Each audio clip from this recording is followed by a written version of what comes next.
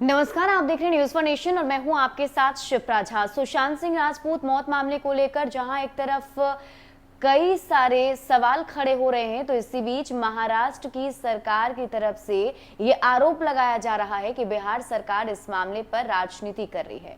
यही नहीं, शिवसेना के नेता संजय राउत ने डीजीपी गुप्तेश्वर पांडे पर कई सारे गंभीर आरोप लगाते हुए कहा कि वो बीजेपी के एजेंट हैं और उनके ऊपर पहले से ही कई सारे चार्जेस हैं। और इसी दरमियान उन्होंने उन्हें एक तरीके से कहिए तो गाली देने की भी कोशिश की, जिसके बाद से डीजीपी गुप्तेश्वर पांडे ने इसका जवाब काफी अनोखे अंदाज में दिया है।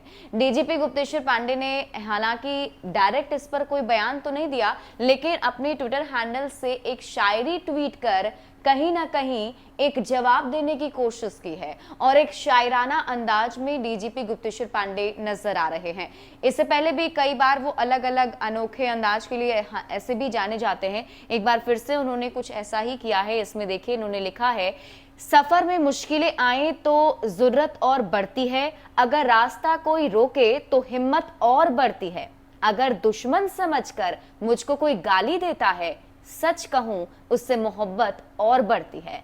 तो ये शायरी लिखकर एक तरीके से संजय राउत को उन्होंने जवाब देने की कोशिश की है कि आप मुझे गाली दीजिए, चाहे कुछ भी कहिए, मुझे इससे कोई फर्क नहीं पड़ता है। हालांकि इससे पहले भी डीजीपी गुप्तेश्वर पांडे ने इसको लेकर कहा था कि गाली देने से मुझे कोई फर्क नहीं पड़ता है, हमें बस इतना चाहिए कि सुशांत सिंह राजपूत को हम इंसाफ दिलाना चाहते हैं और वो इंसाफ उन्हें मिलकर रहेगा। बिहार पुलिस हर वो कोशिश करेगी जिससे सच को सामने लाया जा सके।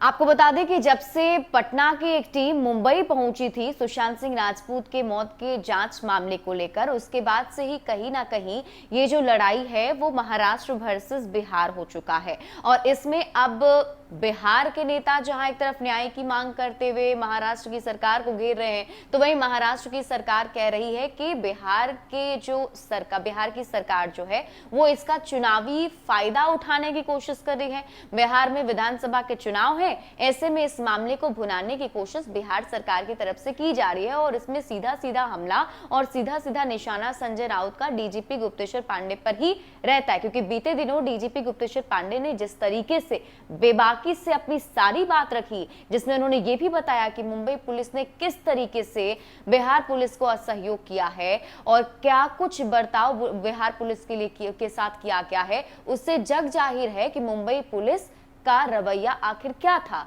और मुंबई पुलिस आखिर क्या चाहती है। इसी बीच आपको यह भी बता दें कि अभी भी इस केस में पेंच जो है वो फंसा हुआ है। जहां एक तरफ सीबीआई को ट्रांसफर करने के लिए केंद्र सरकार ने अनुमति दे दी है, लेकिन वहीं अभी भी महाराष्ट्र की सरकार की तरफ से ये सफाई दी जा रही है और कहीं ना कहीं मुंबई पुलिस इस बात की वकालत करती हुई नजर आ रही है कि अभी भी सीबीआई को केस ट्रांसफर नहीं करना चाहिए। साथ ही साथ मुंबई पुलिस ने सुप्रीम कोर्ट को एक जवाब भी सौंपा है और उस जवाब में यह कहा गया है कि मुंबई पुलिस सही दिशा निर्देश के अकॉर्डिंग काम कर रही है और जांच जो है बिल्कुल सही दिशा में जा रहा है, इसलिए सीबीआई को यह केस नहीं देना चाहिए। ये सुप्रीम कोर्ट से अपील की गई है। तो आखिर इस मामले पे सीबीआई जांच से बच क्यों रही है महाराष्ट्र की सरकार, ये सबसे बड़ा सवाल है। दूसरा बड़ा सवाल ये भी कि रिया चक्रवर्ती पर जब आरोप लगे हैं तो पूरी की पूरी महाराष्ट्र सरकार इसमें क्यों इन्वॉल्व हो गई है।